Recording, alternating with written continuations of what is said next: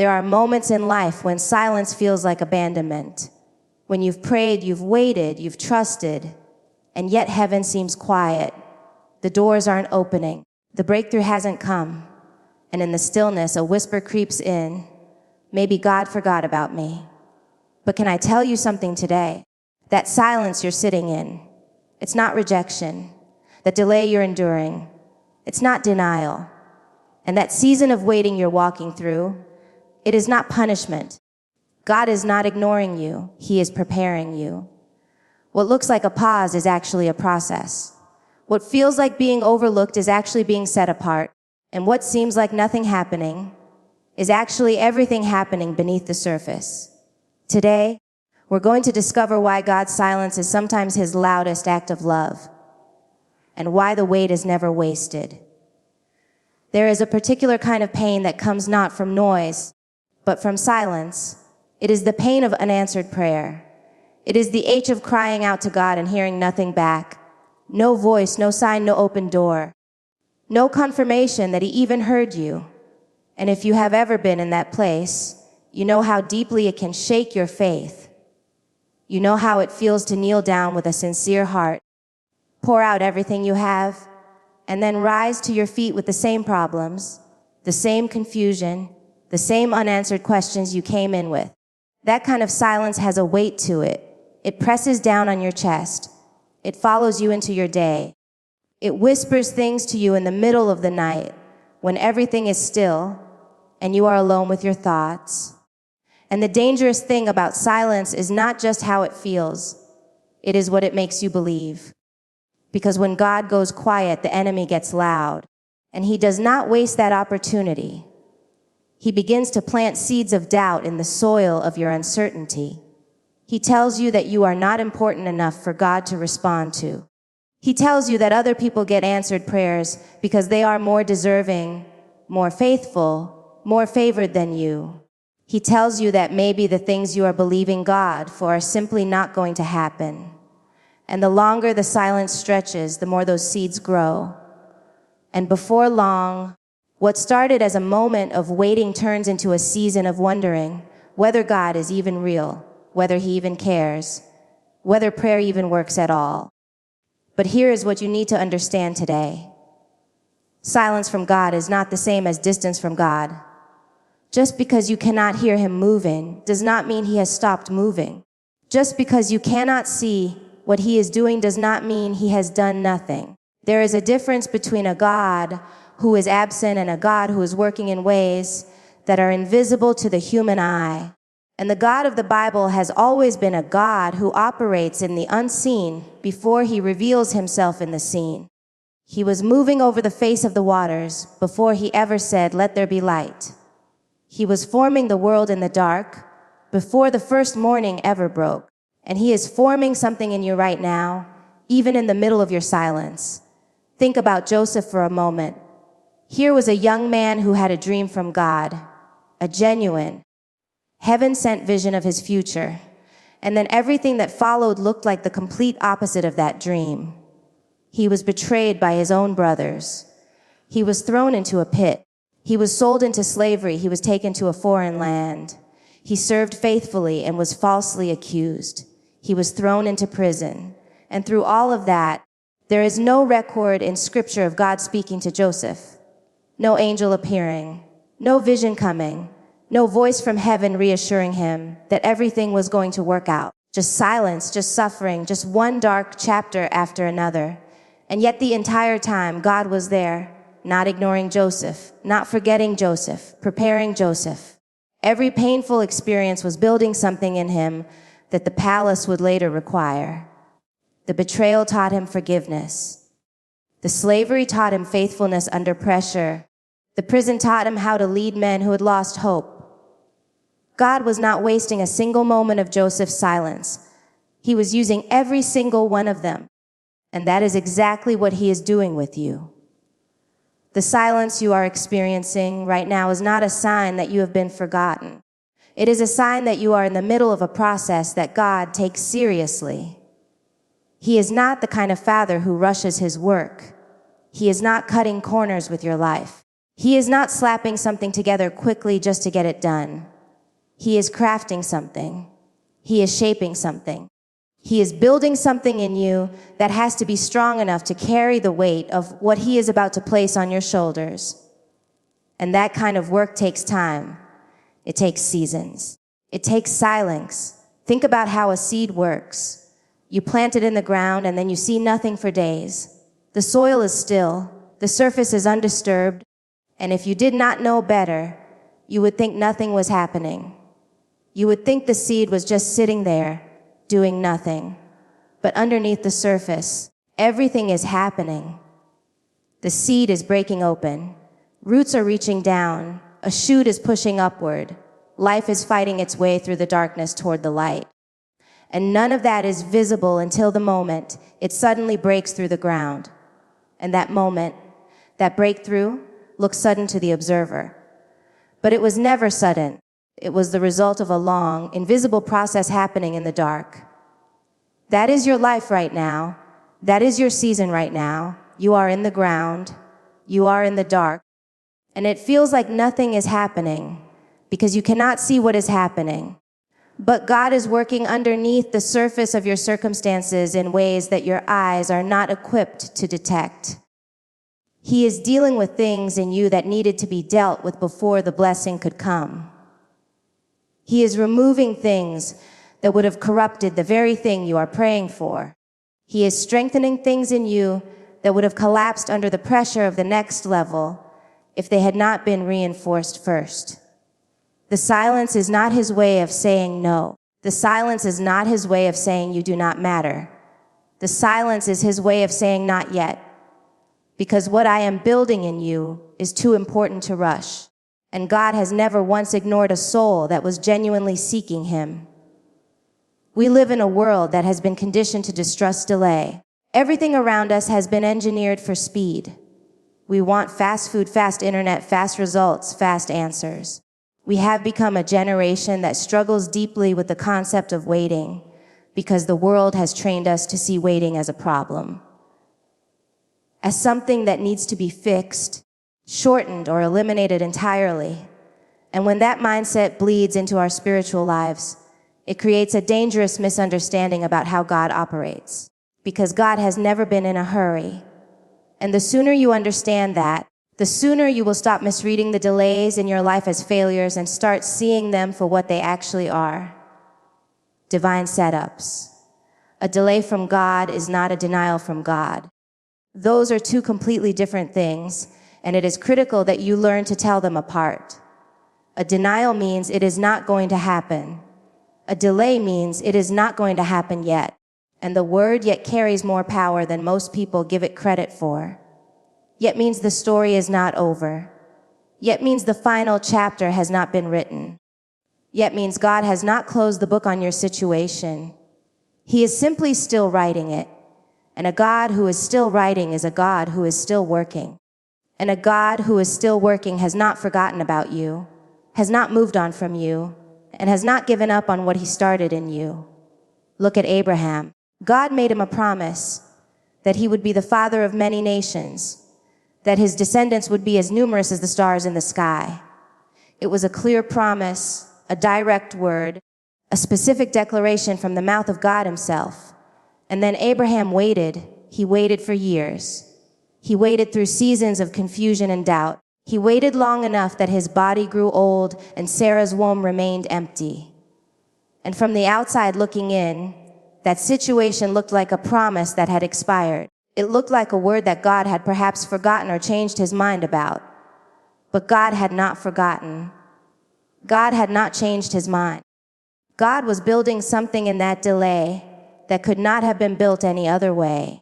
He was building a faith in Abraham that was strong enough to carry the weight of becoming the father of an entire covenant people. And when Isaac finally came, the miracle was not just in the birth. It was in the man Abraham had become through the waiting. The delay had done something in him that comfort and speed could never have produced. This is the thing about divine delays that most people miss. They are not empty. They are not wasted time. They are not God sitting back with his arms folded waiting for the right moment on a calendar. They are active. They are intentional. They are filled with invisible work that is being done in you and around you and ahead of you simultaneously. While you are waiting for the thing, God is preparing the thing for you and preparing you for the thing. And both of those preparations have to be complete before the moment can arrive. Because if God gave you the thing before you were ready for it, the very thing you prayed for would destroy you. And because He loves you too much to let that happen, He holds it back until you have been built up enough to hold it properly. Think about a building. Before any wall goes up, before any floor is laid, before any window is placed, there is a foundation that has to be poured. And pouring a foundation takes time. It requires digging deep. It requires going down before you can go up. And while the foundation is being laid, the construction site does not look impressive. It looks like a hole in the ground. It looks like nothing is happening. People walk past and see no visible progress. But the builders know that everything happening underground is the most important work of the entire project, because the height of any structure is determined by the depth of its foundation. And God is always far more interested in your depth than your height. He is always more focused on what is happening underground in your character, your faith, your integrity, your endurance, than on what is visible to the people around you. So when your life feels like a construction site that has not gotten off the ground yet, understand that God may be doing the deepest and most important work of your entire journey right now. The delay is not evidence of His inactivity. It is evidence of His thoroughness. It is evidence that He is not willing to build something in your life that will crack and crumble the moment pressure comes against it. He is going deep. He is laying something solid. He is making sure that when the walls finally go up and the structure finally rises, it will stand against every storm that comes against it. There is also something powerful that happens to you personally during a season of delay. Your hunger grows. Your desperation for God deepens. Your dependence on Him becomes more real, more raw, more genuine. When things come quickly and easily, it is possible to enjoy the blessing without truly knowing the blesser. But when you have walked through a long season of waiting, when you have held on through disappointment after disappointment, when you have kept believing even when everything around you told you to let go, by the time the breakthrough comes, you do not just want the gift anymore, you want the giver. And that shift in your heart is worth every single day of the delay. God is not slow because He is careless. He is not delayed because He is weak. He is intentional because He is wise. And every single day that your promise has not yet arrived is a day that something necessary is still being built in you, around you, and ahead of you. There is a reason that diamonds are not found on the surface of the earth. They are not sitting on top of the ground, waiting to be picked up casually by anyone who happens to walk by. They are buried deep. They are formed under conditions that are almost incomprehensible in their intensity. Extreme heat, crushing pressure, darkness, and time. And it is precisely those brutal conditions that produce one of the most valuable and beautiful substances known to mankind. Remove the pressure and you do not get a diamond. You get something far less valuable, far less strong, far less remarkable. The pressure is not the enemy of the diamond. The pressure is the making of the diamond. And the same principle that governs the formation of diamonds in the earth governs the formation of character in the human soul. We have been taught by culture, and sometimes even by shallow theology, that the Christian life should be a life of constant comfort. That if you are truly walking with God, things should be smooth, doors should open easily, favor should flow effortlessly. And while it is absolutely true that God's favor is real and His blessings are genuine, the Bible never once promises a life free from pressure. In fact, it promises the opposite. It says that through much tribulation we enter the kingdom. It says that the testing of your faith produces patience. It says that suffering produces perseverance, and perseverance produces character, and character produces hope. There is a sequence there that cannot be shortcut. And that sequence begins with pressure. Think about what pressure actually does in a spiritual sense. Pressure reveals what is inside you. When life squeezes you, whatever is truly in you comes out. And sometimes God allows the squeezing not to punish you, but to show you and show himself through you. What is really there? There are things buried in you that only pressure can bring to the surface. There is a level of faith in you that comfort will never activate. There is a depth of trust in you that easy seasons will never access. There is a resilience in you that will only rise when it is absolutely required. And God, in his perfect wisdom, knows exactly how much pressure is needed to bring those things out of you. He is not applying more than you can bear, but he is applying exactly enough to produce exactly what he is after. Look at the life of Paul. Here was a man who had encountered the living Christ on the road to Damascus. Here was a man who had been given extraordinary revelation, who had been caught up into the third heaven, who had seen and experienced things that he said were too sacred to even put into words. You would think that a man with that kind of encounter with God would be exempt from suffering. You would think that the intensity of his spiritual experience would translate into a life of ease and comfort. But Paul's life was the opposite of comfortable. He was beaten with rods, he was shipwrecked, he was stoned and left for dead, he was imprisoned repeatedly. He lived with a thorn in his flesh that God chose not to remove despite earnest prayer. And yet it was Paul who wrote some of the most powerful words about contentment, peace, and joy that have ever been put to paper. Where did those words come from? They did not come from a comfortable life. They came from a pressurized one. The pressure produced something in Paul that no amount of ease ever could have.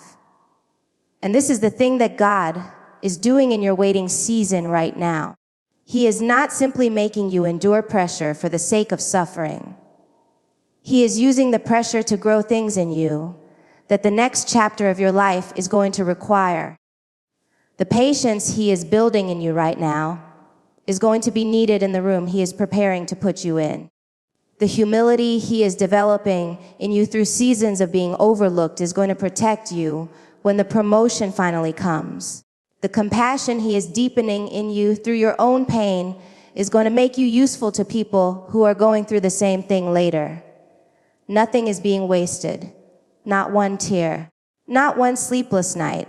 Not one moment of confusion or heartbreak or disappointment. God is a master craftsman, and he does not waste his materials. Consider also how physical muscles are built. A muscle does not grow during the workout. It actually tears during the workout. The fibers break down under the resistance, and it is in the recovery period, in the rest after the tearing, that the muscle rebuilds itself stronger than it was before. The growth happens not in spite of the resistance, but because of it. And the greater the resistance applied consistently over time, the greater the strength that is ultimately developed. God understands this principle better than any trainer, better than any coach, better than any physical scientist. And he applies it to the building of your inner life with the precision of someone who knows exactly what he is constructing and exactly what it will need to withstand. There is also something deeply important about the fact that preparation requires you to be present in the process. You cannot skip the middle chapters of your story and arrive at the ending with the same character you would have developed by walking through them. The process is not just the path to the destination. The process is part of the destination itself. Who you are becoming in the waiting is inseparable from what you are waiting for. God is not just trying to get you to a place. He is trying to get a person to that place. And that person, the version of you that is strong enough, deep enough, tested enough, and trusted enough to carry what God has prepared, is being formed right now under the pressure in the waiting in the dark. The pressure you are feeling is not a sign that something has gone wrong with your life.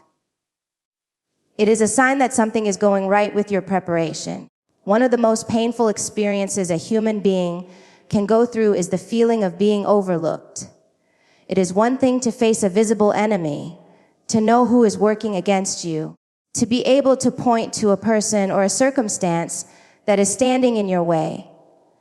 But it is something entirely different to simply feel invisible, to feel like you are doing everything right, giving everything you have, showing up faithfully day after day, and yet somehow being passed over, skipped, forgotten, left behind while others seem to move forward effortlessly. That feeling has a unique kind of sting to it. It does not just hurt your circumstances. It attacks your identity. It makes you question your worth. It makes you wonder whether there is something fundamentally wrong with you that disqualifies you from the favor and blessing that others seem to receive so naturally. But here is the truth that has the power to completely reframe everything you have been feeling in that place. You are not being skipped. You are being shaped. And those two things may feel identical from the inside, but they could not be more different in their meaning and their outcome. Being skipped means you have been evaluated and found lacking. It means someone looked at you, assessed your value, and decided you were not worth including. But being shaped means the opposite. It means someone looked at you and saw so much potential, so much raw material, so much possibility, that they decided you were worth the investment of time and process and preparation. And that is exactly how God sees you. He has not looked at your life and decided you are not worth his attention. He has looked at your life and decided you are worth doing properly. Think about how a sculptor works. When a sculptor looks at a block of raw marble, they do not see what is currently there. They see what is waiting to be revealed inside it. Michelangelo famously said that the sculpture already exists inside the marble, and the job of the sculptor is simply to remove everything that is not the sculpture. And the process of removing what does not belong is not gentle. It involves a chisel. It involves a hammer. It involves striking the stone repeatedly, chipping away pieces, cutting into the surface, reshaping what was rough into something refined.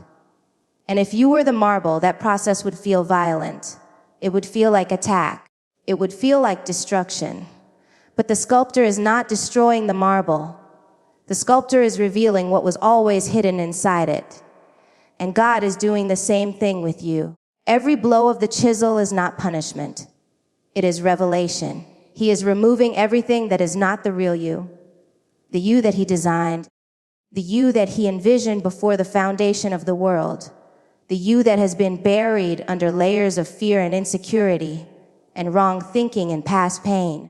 He is not breaking you down. He is uncovering you.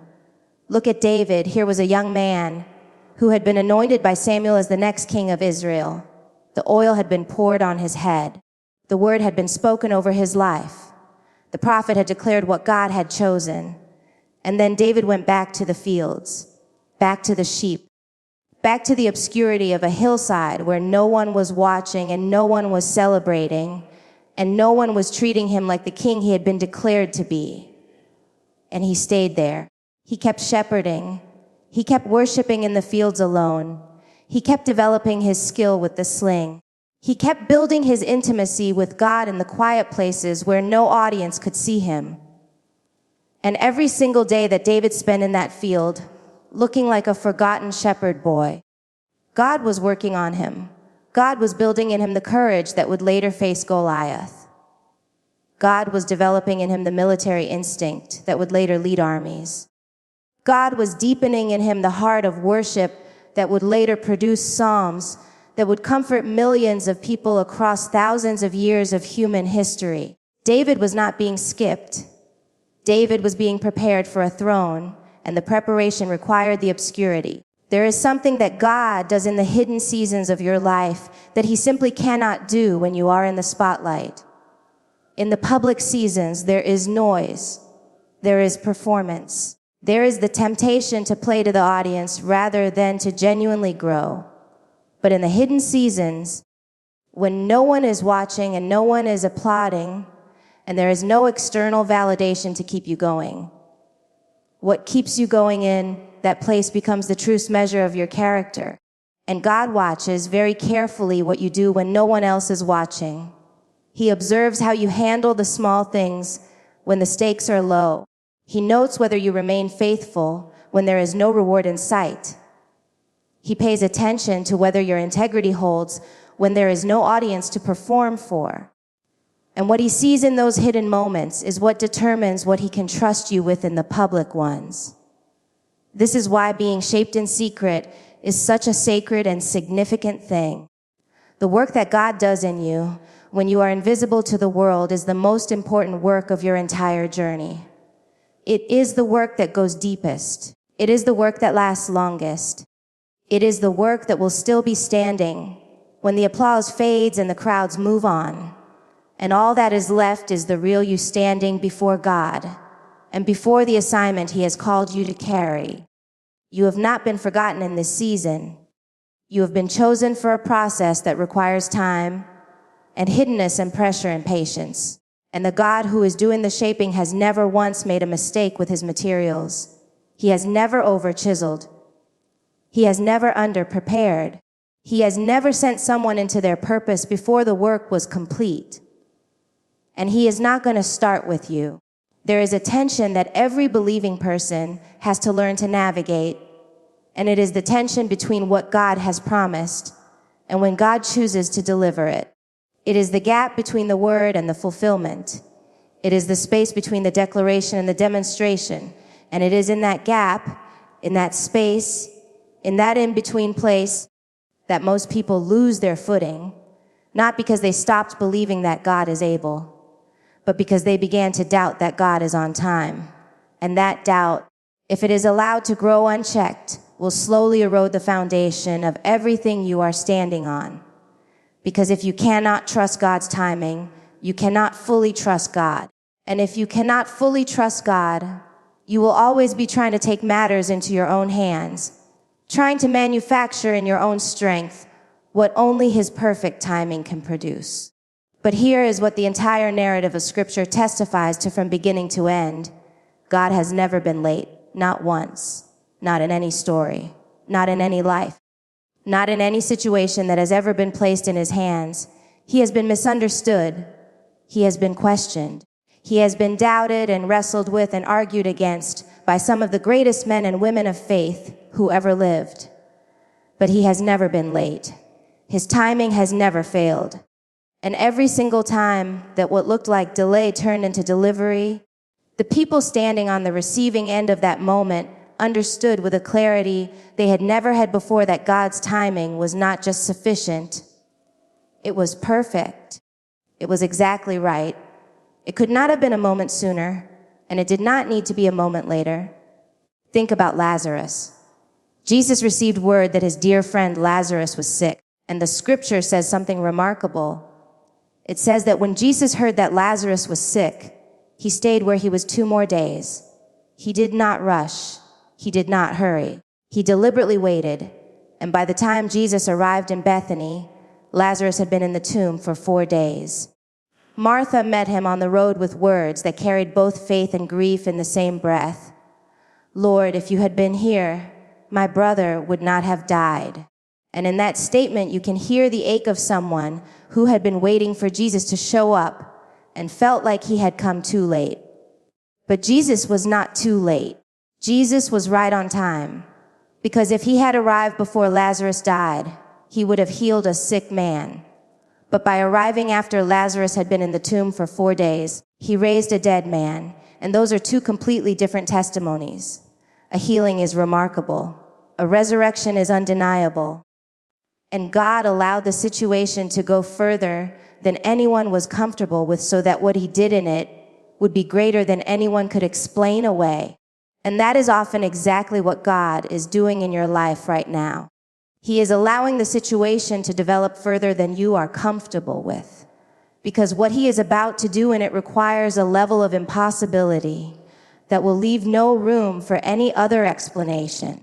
He is not going to show up just in time to prevent the difficulty. He is going to show up in the middle of the impossibility to demonstrate a power that cannot be attributed to luck or coincidence or human effort. He wants your testimony to be undeniable. He wants what He does in your life to be so clearly Him that even the people who doubted you will have nothing left to say. Consider also the life of Ruth. After the devastating loss of her husband, Ruth found herself in a foreign land with nothing but her loyalty to Naomi and her quiet trust in a God she had chosen to follow. She had no status. She had no inheritance. She had no visible future. And yet she showed up faithfully every single day to glean in the fields, to do the humble work that was available to her, to trust in a process she could not see the end of. And then one day Boaz noticed her, not because she had forced herself into his attention, not because she had manipulated the situation or rushed ahead of the process, but because the right person saw her at the right moment in the right season, and everything changed. The timing of that moment was not accidental. It was orchestrated. Every painful day that preceded it had positioned her exactly where she needed to be for the moment that would transform her entire life. And if the redemption had come sooner, she would not have been in the right field, in the right posture, in the right condition of heart to receive it the way she did. God's timing is also deeply connected to your readiness. And your readiness is something that only God can accurately assess. You may feel ready. You may have been feeling ready for a long time, but God sees dimensions of your preparation that you cannot see from the inside. He sees what is still being finished. He sees what still needs to be strengthened. He sees the areas that look solid from the outside, but that would crack under the weight of what He is about to place on them if He moved even a moment too soon. And because He is a good Father who is more committed to your flourishing than to your comfort, He holds the moment until every necessary thing is in place, not just in you, but in the situation around you and in the lives of the people who will be connected to your breakthrough. There is an appointed time for everything that concerns you, and that appointed time has been set by a God who exists outside of time itself, who sees the end from the beginning, who knows what you need before you ask and knows when you need it before you can even formulate the prayer. He is never working with incomplete information. He is never caught off guard by your circumstances. He is never scrambling to put together a plan. He has always known exactly what He was going to do and exactly when He was going to do it. And the weight you are enduring right now is not evidence that He has lost track of your situation. So let me bring you back to where we started today. You came in carrying the weight of silence. You came in with questions that have not been answered yet, with prayers that have not been fulfilled yet, with promises that have not manifested yet. And perhaps you walked through that door this morning feeling like heaven had gone quiet on you, feeling like everyone else was moving forward while you were standing still, feeling like God had somehow misplaced your file and forgotten to follow up on everything He spoke over your life. But I need you to leave here today knowing something different. I need you to leave here with a new set of eyes that can look at your waiting and see preparation, eyes that can look at your delay and see a divine setup, eyes that can look at the pressure you are under and recognize that it is not crushing you, it is forming you. Eyes that can look at the season of obscurity you have been walking through and understand that you are not being skipped. You are being shaped. And eyes that can look at the fact that your moment has not yet arrived and declare with confidence that God's timing is not late. It is perfect. Everything we have walked through today points to one undeniable conclusion. God is not ignoring you. He has never ignored you. Not for a single second of your life has your name slipped from His mind or your situation fallen off His radar. He has been present in every silent moment. He has been working in every waiting season. He has been building in every painful chapter. And the same God who brought Joseph out of the prison into the palace, who brought David from the sheep fields to the throne, who brought Ruth from desolation to redemption, who called Lazarus out of the tomb after 4 days. That same God is not finished with your story. Your silence is not abandonment. Your delay is not denial. Your pressure is not punishment. Your hiddenness is not rejection. And your waiting is not wasted. Every single thing you have been through, every tear you have cried, Every night you spent holding on by a thread.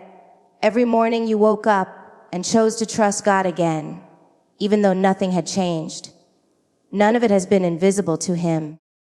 None of it has been in vain. He has seen all of it. He has recorded all of it, and he is going to use all of it. So do not give up in the waiting.